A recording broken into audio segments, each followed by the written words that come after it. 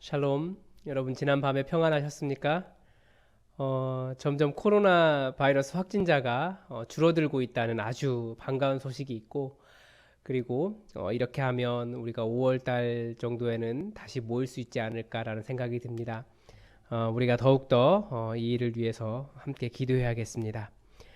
기도함으로 4월 21일 화요일 새벽 기도회 시작하겠습니다. 우리를 너무나 사랑하셔서 어려움 가운데 두기도 하시지만 또 너무나 큰 사랑으로 우리를 회복하신 하나님, 거의 2달여 가까이 교회가 문을 열지 못하고 함께 얼굴을 마주대하지 못하였으나 하나님이 나라에 그리고 교회에 점점 희망적인 기대를 할 수 있도록 도와주셔서 감사합니다.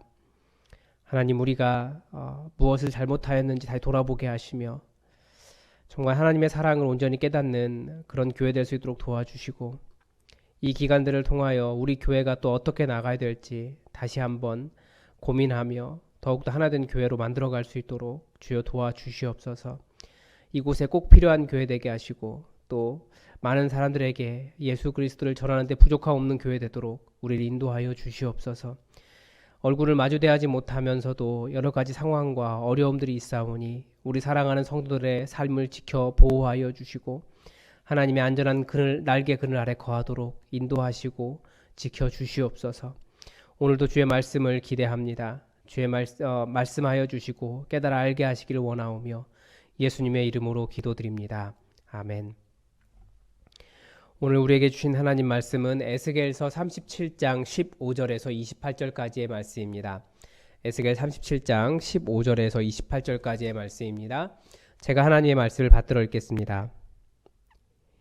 여호와의 말씀이 또 내게 임하여 이르시되, 인자야, 너는 막대기 하나를 가져다가 그 위에 유다와 그 짝 이스라엘 자손이라 쓰고 또 다른 막대기 하나를 가지고 그 위에 에브라임의 막대기 곧 요셉과 그 짝 이스라엘 온 족속이라 쓰고 그 막대기들을 서로 합하여 하나가 되게 하라.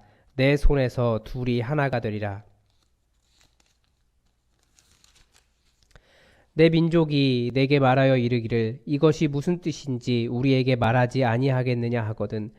너는 곧 이르기를 주 여호와께서 이같이 말씀하시기를 내가 에브라임의 손에 있는 바 요셉과 그 짝 이스라엘 지파들의 막대기를 가져다가 유다의 막대기에 붙여서 한 막대기가 되게 한즉 내 손에서 하나가 되리라 하셨다 하고, 너는 그 글 쓴 막대기들을 무리의 눈앞에서 손에 잡고 그들에게 이르기를 주 여호와께서 이같이 말씀하시기를 내가 이스라엘 자손을 잡혀간 여러 나라에서 인도하여 그 사방에서 모아서 그 고국 땅으로 돌아가게 하고 그 땅 이스라엘 모든 산에서 그들이 한 나라를 이루어서 한 임금이 모두 다스리게 하리니 그들이 다시는 두 민족이 되지 아니하며 두 나라로 나누어지지 아니할지라. 그들이 그 우상들과 가증한 물건과 그 모든 죄악으로 더 이상 자신들을 더럽히지 아니하리라. 내가 그들을 그 범죄한 모든 처소에서 구원하여 정결하게 한즉 그들은 내 백성이 되고 나는 그들의 하나님이 되리라. 내 종 다윗이 그들의 왕이 되리니 그들 모두에게 한 목자가 있을 것이라. 그들이 내 규례를 준수하고 내 율례를 지켜 행하며 내가 내 종 야곱에게 준 땅 곧 그의 조상들이 거주하던 땅에 그들이 거주하되 그들과 그들의 자자손손이 영원히 거기에 거주할 것이요 내 종 다윗이 영원히 그들의 왕이 되리라. 내가 그들과 화평의 언약을 세워서 영원한 언약이 되게 하고 또 그들을 견고하고 번성하게 하며 내 성소를 그 가운데에 세워서 영원히 이르게 하리니 내 처소가 그들 가운데 있을 것이며 나는 그들의 하나님이 되고 그들은 내 백성이 되리라. 내 성소가 영원토록 그들 가운데 있으리니 내가 이스라엘을 거룩하게 하는 여호와인 줄을 열국이 알리라 하셨다 하라. 아멘. 하나님께서 이스라엘을 인도하신 역사를 보면 참 이렇게까지 하셔야 할까 하는 생각이 들 정도로 복잡다단합니다.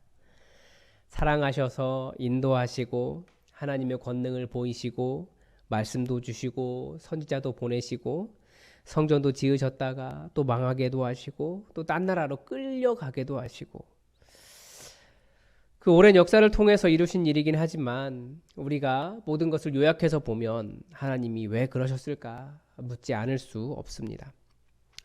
뭐 여러 가지 대답하기 어려운 문제도 있고 대답할 수 있는 것도 있지만 분명한 대답이 한 가지가 있다면 하나님은 그런 이스라엘의 역사를 통해서 온 인류에게 하시고 싶으셨던 말씀이 있었다는 겁니다. 그 말씀을 위한 축소판 혹은 모델이 되어 주었다는 거죠. 오늘 본문은 하나님께서 만들고 싶으셨던 바로 그 이스라엘의 모습이 나옵니다.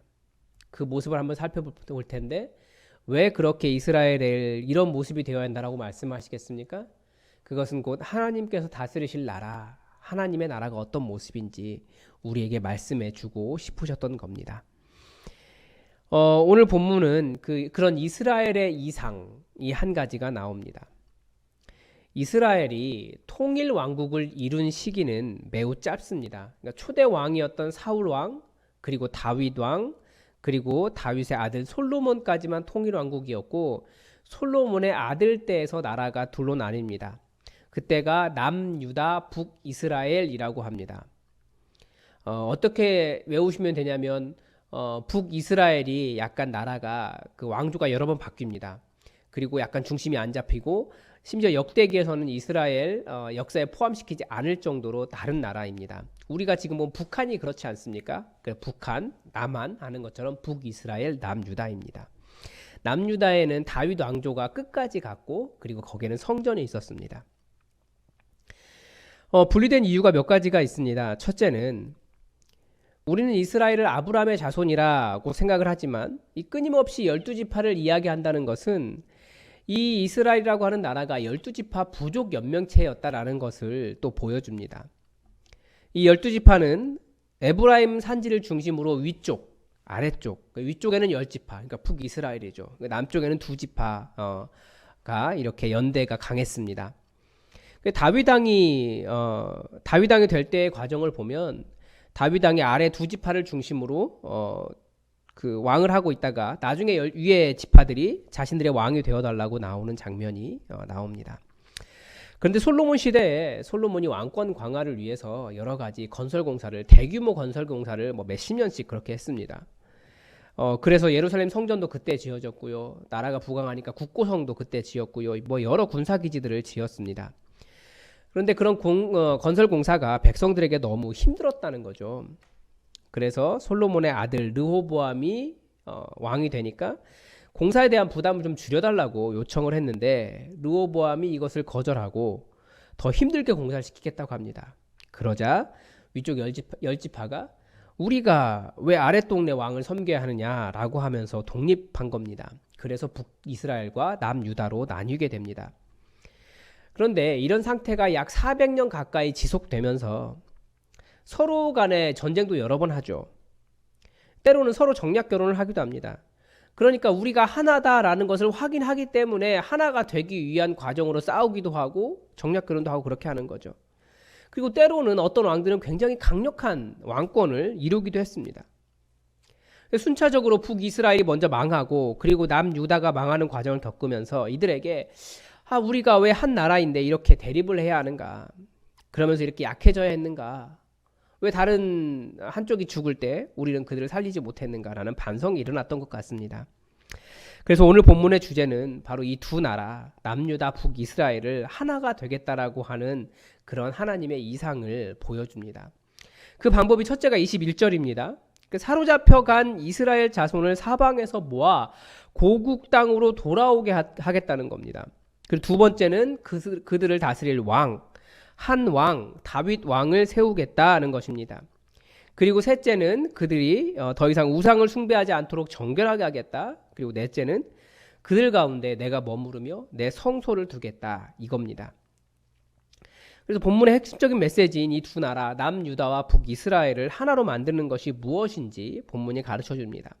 어떻게 그 하나가 되게 할 것인가? 그러니까 그들이 포로로 끌려갔다가 고국으로 돌아온 사람들이라는 점입니다.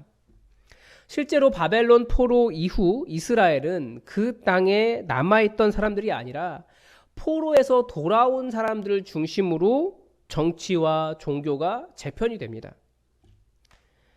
둘째는 그들이 정결하게 되어 내 백성이 될 것이다 인데요. 이것도 바벨론 포로에서 돌아온 사람들이 성취합니다. 어떻게 해요? 왜 그렇게 될 수밖에 없었습니까? 바로 이 바벨론 포로에서 돌아온 사람들에게 하나님의 말씀, 즉 성경이 있었기 때문입니다. 바벨론 포로기를 거치면서 이스라엘은 우리가 왜 망했는가에 대해서 집중했고 자신들이 어떻게 하나님을 거역했는지를 반성했습니다. 그러면서 어떻게 돌아갈 것인가? 역시 그들도 하나님의 말씀, 그러니까 정리된 모세오경, 그리고 정리된 열왕기, 그리고 말씀이 성취된 선지자들의 글을 가지고 돌아왔습니다. 그러니까 우리가 가진 성경이 이 이후로부터 몇백 년이 지난 이후에 완성이 됩니다. 그러나 가장 근본적인 형태는 바로 이 바벨론 포로에서 돌아온 사람들이 기본적인 틀을 완성한 겁니다. 그러니까 그들이 말씀으로 정결하게 되는 겁니다. 셋째로 한 왕, 한 목자가 그들을 다스릴 것이다 라는 점입니다. 이 부분에 대해서는 이스라엘이 이 왕을 오랫동안 기다렸습니다. 그래서 역사적으로 어떤 지도자가 나타나면 이 사람인가? 하며 추종하는 경향이 있었습니다. 지금도 이스라엘의 성경 해석자들은 역사 속에 어떤 사람을, 구체적인 어떤 사람을 지목하려고 해요. 마카비다, 여러 사람을, 요시아다 지목하려고 하는데, 그러나 그리스도인들은 이미 우리의 왕이 누구인지 알고 있습니다. 바로 예수 그리스도입니다. 그래서 예수님을 다윗의 자손 예수 그리스도 그렇게 부르지 않습니까? 그렇다면 여호와의 처소, 여호와의 성소는 어디겠습니까? 바로 하나님께서 거하시는, 성령님께서 거하시는 내 육체, 나 자신이 성령의 전입니다. 성령의 처소, 성령의 성소입니다. 성경은 흩어진 하나님의 백성을 모으시겠다는 말씀을 여러 번 하십니다. 그런데 하나님의 백성은 하나님께서 모으시는 것일까요? 아니면 하나님께 모이는 걸까요? 결과적으로는 하나님께서 모으시는 거지만 예수님은 이스라엘이 예수님을 거절했기 때문에 예수님께서 이방인에게로 간다라고 말씀하셨습니다. 천국과 지옥의 개념도 비슷합니다. 누가 지옥에 있습니까? 예수 그리스도를 거절한 사람들이라고 정의를 합니다. 예수 그리스도를 거절한 사람들이 모여있는 곳이라고 정의하죠. 예수님이 싫다고 한 사람들을 모아놓은 곳이 지옥이 되는 겁니다. 그래서 다시 한번 우리 속에 하나님께로 모여드는 사람, 이게 하나님의 백성이 되는 겁니다. 어떻게든지 하나님의 품 안으로 들어가도록 하나님의 품 안으로 파고 들어가셔야 됩니다. 그 방법이 무엇입니까? 이스라엘 백성들이 돌아와서 보여준 그 모습, 하나님의 말씀이고요. 내 안에 거하시는 성령님께 민감하게 반응해서 내가 하나님의 거룩한 처소, 성령님께서 내 안에 거하시는 하나님의 성소가 되도록 하는 겁니다. 그러니까 말씀, 교회, 하나님 나라, 하나님, 성령님에 대한 사모하는 마음이 내 의지인 것 같지만 그것도 하나님께서 역사해 주셔야지 일어나는 일이기 때문에 그런 거룩한 소욕을 인지하는 것이 은혜라고 이야기합니다. 그래서 그런 거룩한 소욕이 우리 가운데 일어나면 하나님께서 부르시는 거구나. 내가 원하는 것이라고 생각하기보다 사실은 인간에겐 그럴 만한 의지가 없어요. 성령님께서 일으키시는 거예요. 그래서 하나님께서 부르시는구나를 깨닫고 그 부르심 때문에 망설이지 말고 달려 나와야 합니다. 또한 신약 성경은 믿음은 들음에서 난다라고 말합니다. 누가 예수님을 거절했습니까? 예수님에 대해서 들어보지도 못한 사람이 어떻게 예수님을 거절할 수 있겠습니까? 또한 누가 예수님의 우리 안에 들어올 수 있겠습니까? 들어올 수 있는 양이겠습니까? 예수님에 대해 들어보지 못했는데 어떻게 예수님께 모일 수 있겠습니까? 그래서 먼저 믿은 우리가 열심히 복음을 전해야 합니다. 그래서 목장 모임을 하면 맨 마지막에 사역 시간을 꼭 가지셔야 돼요. 정말 진지하게 나누시고 함께 기도하셔야 됩니다. 그래서 복음 전하는데 그 전도는 어떻게 하는 거라고 했습니까? 멀리 있는 예를 들어 아프리카에 있는 그런 사람들 있잖아요. 그 사람들을 위해서 기도하는 것 물론 복음을 전해야 하기 때문에 중요합니다. 아니면 제주도에 있는 미국에 있는 캐나다에 있는 우리 언니 이런 거 있잖아요. 이런 분들이 있잖아요. 그분들의 복음을 위해서 그들이 복음을 영접하기 위해서 기도하는 것 중요합니다. 그러나 사역이라고 하는 것은 전도 사역은 그렇게 멀리 있는 사람이 아니라 최소 우리가 일주일에 한 번씩은 만나서 그 사람의 상황을 놓고 함께 기도할 수 있고 이 사람이 왜 무엇 때문에 걸려서 예수님을 믿지 못하는가 그것을 알 수 있는 사람에게 전하는 것이 그 사람을 만나는 것이 사역이고 전도 사역입니다. 그래서 목장 모임 마지막에는 꼭 우리 그 전도 대상자를 놓고 우리가 그분을 위해서 기도해 줘야 됩니다. 같이. 이 사람이 무엇 때문에 예수 믿지 못합니다. 하나님, 이 사람의 상황을 해결해 주시고 이 사람이 그래서 예수 믿게 해주십시오. 그것을 함께 나누고 기도하는 겁니다. 그리고 모일 때마다 그러면 상황이 어떻게 변했는지 그 변한 상황을 놓고 다시 또 기도하는 거예요. 그게 우리가 하는 전도 사역입니다. 기도가 가장 강력한 무기라면서요. 기도가 그 사람의 상황을 변화시키고 기도가 그 사람의 마음을 변화시키고 기도가 그 사람을 예수님을 아는 사람으로 변화시킬 것을 우리가 믿음으로 기도해야 됩니다. 분명히 하나님은 이 땅의 모든 생명이 다 하나님의 품으로 돌아오기를 기다리고 계십니다. 그렇지 않다면 왜 전 세계에 복음을 이렇게 전하시고 전 세계에 교회를 세우시고 웬 전 세계에 알려진 하나님이 되셨겠습니까? 하나님은 모든 사람들 마음마다 성령이 전이 되고 예수 그리스도를 자신의 왕으로 삼고 하나님의 말씀 아래서 하나님의 다스리심을 받는 사람이 되기를 원하십니다. 우리가 이 뜻을 위해서 이 하나님의 뜻을 이해하고 알기 때문에 여기에 교회를 세우지 않았습니까? 그러니까 우리가 주님의 뜻을, 우리 하나님의 뜻을 온전히 이루는 그런 성도가 됩시다. 기도하겠습니다. 하나님, 오늘 이스라엘을 하나로 만드시겠다고 하는 하나님의 뜻을 들었습니다. 그들이 포로된 땅에서 돌아와 하나님의 백성이 되고 하나님의 말씀으로 거룩하게 되고 또 그들이 하나님의 거룩한 정결하게 되어 하나님의 거룩한 성소가 된다라고 가르쳐 주셨는데 하나님 이것이 교회 안에서 이루어지고 있사오니 하나님 주의 이름으로 불리며 우리가 이곳에 부름 받은 자들로서 그런 교회를 이룬 자들로서 우리가 온전히 주의 말씀 따라 하나님의 뜻을 이루며 또 하나님의 거룩한 성소가 되게 하여 주시옵소서. 우리에게 주신 사명이 있으셔서 이곳에 아름다운 교회를 세우게 하셨사오니 이 교회를 통하여 아버지의 뜻을 온전히 드러내며 아버지의 역사를 드러내며 정말 모든 사람들, 이 땅의 많은 사람들을 하나님의 백성으로 만드는 귀한 사명 감당할 수 있도록 도와주시옵소서. 특별히 우리가 목장 교회를 또 이곳 말고 각 가정에 세우며 이 춘천 시내 전역이 우리가 모이는 곳마다 교회가 되기를 원하오니 하나님의 교회를 우리가 머무는 모든 곳마다 하나님의 교회를 세워주시고 거룩하게 하시고 수많은 춘천 시내 사람들이 예수 믿는 일이 우리를 통해 일어나도록 우리를 사용하여 주시옵소서. 주께서 우리와 함께 하시기를 간절히 원하오며 예수님의 이름으로 기도드립니다. 아멘. 우리 교회 공동의 기도 제목 가지고 함께 기도하겠습니다. 이제 얼마 남지 않았습니다. 우리가 계속해서 기도했으면 좋겠습니다. 여러분 밤 9시가 되면 멈춰진 일상처럼 여러분이 하시던 일을 모두 멈추시고 기도의 자리로 들어가 주시기 바랍니다. 속히 이 모든 사태가 진정되고 교회로 모일 수 있도록 교회 문을 열고 모든 사회가 학교가 그리고 모든 곳이 다 정상적인 생활로 돌아갈 수 있도록 우리가 더 열심히 기도해야겠습니다. 그리고 우리 중에 어려우신 분이 분명히 계실 줄 아는데 아직도 아무에게도 연락이 온 적이 없어요. 여러분 아시는 분이 있으면 교회가 도울 수 있도록 여러분 연락을 좀 주시기 바랍니다. 그리고 우리 안에 건강이 좋지 않으신 분들이 여러분 계십니다. 여러분 그분들을 위해서도 함께 기도해 주시기 바랍니다. 우리 다 함께 기도하겠습니다.